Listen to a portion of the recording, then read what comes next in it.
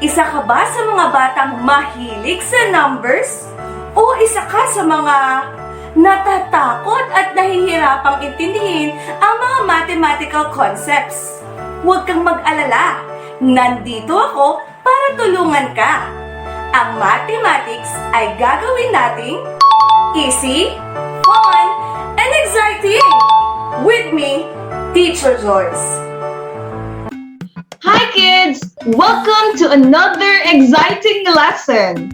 In this video, you will learn how to identify and describe triangles according to sides and angles. Now, before we start, I want you to look around and observe objects that are triangular in shape. I will give you 5 seconds to list down 5 objects. Your timer starts now.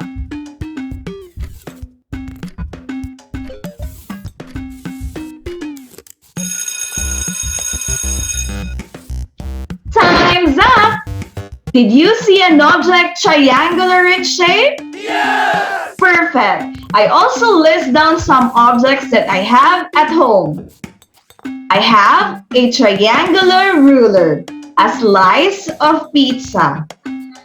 I also have sandwiches, hanger, and chips. What can you notice on these objects? Very good! They are all triangular in shape and they all have 3 sides. Do you know that a triangle is a polygon with 3 vertices and 3 sides, which are straight line segments?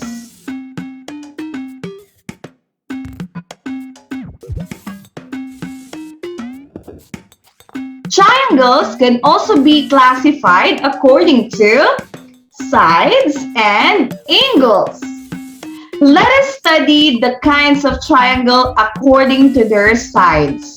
So there are equilateral triangle, isosceles triangle, and scalene triangle. An equilateral triangle is a triangle with 3 equal sides. The triangles that are presented are all equilateral triangle.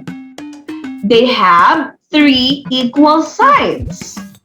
If we will use our ruler to measure the sides of the triangle, you will notice that each side have the same measurement.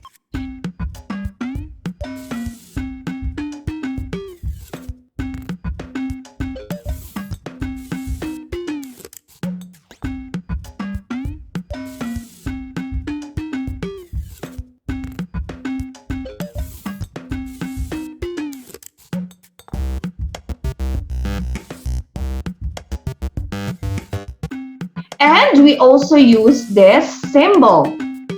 This symbol are used to mark parts of a figures.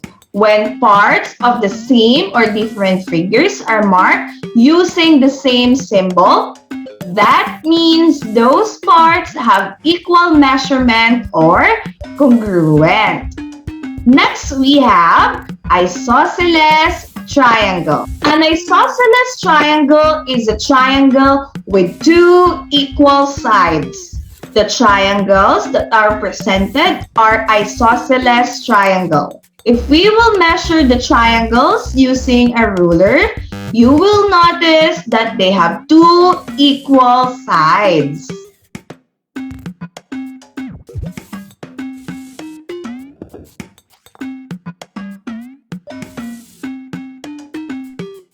And we also use this symbol to represent the equal sides of the triangle.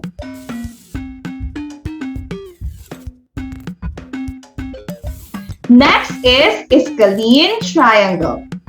A scalene triangle is a triangle with no equal sides. The triangles that are presented are scalene triangle. If we will measure it using a ruler, you will notice that each sides have different measurements.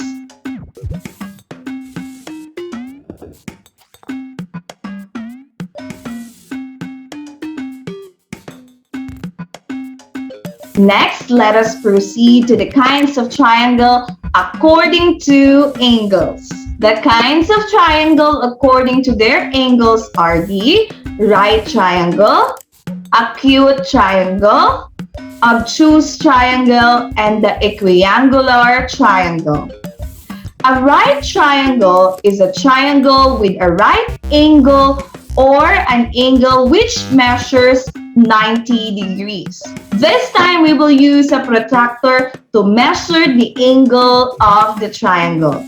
As you can see in this example, one of the angles of this triangle measures exactly 90 degrees. This means that the triangle is a right triangle. Another one is we have an acute triangle. An acute triangle is a triangle with three acute angles or angles which measures less than 90 degrees. The triangles presented are all acute triangles, which means it measures less than 90 degrees. Next, we have an obtuse triangle. An obtuse triangle is a triangle with an obtuse angle or an angle which measures greater than 90. As you can see, using this protractor, we measure one part of this angle and it measures higher than 90 degrees, which means the triangle is an obtuse triangle. Next is an equiangular triangle. An equiangular triangle is a triangle with three angles each measuring 60 degrees. An equiangular triangle is actually a special kind of an acute triangle. So if you would notice measuring this triangle using our protractor, each angle measures exactly 60 degrees. Note that the total measure of the three angles of the triangle is always equals to 180 degrees. Now, let's check your mastery. Get a pen and paper and I want you to classify the triangles based on the lengths of their sides and the sides of their angles. Your timer starts now.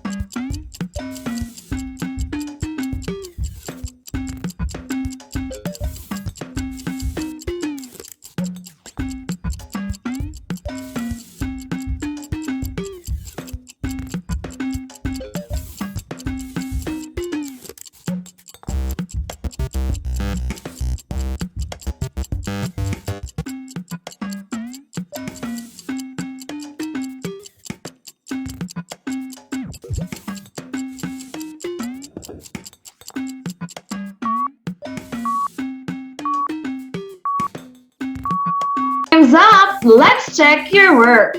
Classify the triangles based on the length of their sides. Number 1, we have scalene triangle. Number 2, equilateral triangle. Number 3, scalene triangle. And for number 4, isosceles triangle. Next, we classify the triangle based on the size of their angles. Your timer starts now.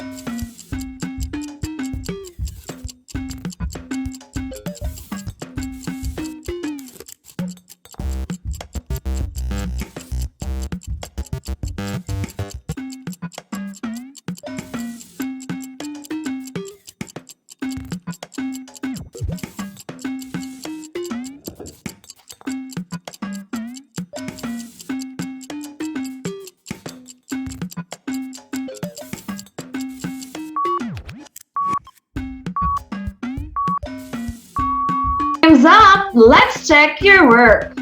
Number 1 is a right triangle.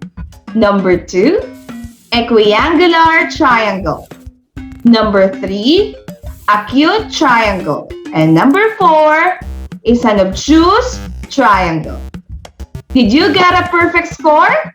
Perfect! That's all for today. If you learned from this video, don't forget to enroll for my channel by hitting the subscribe button and the notification bell for more videos.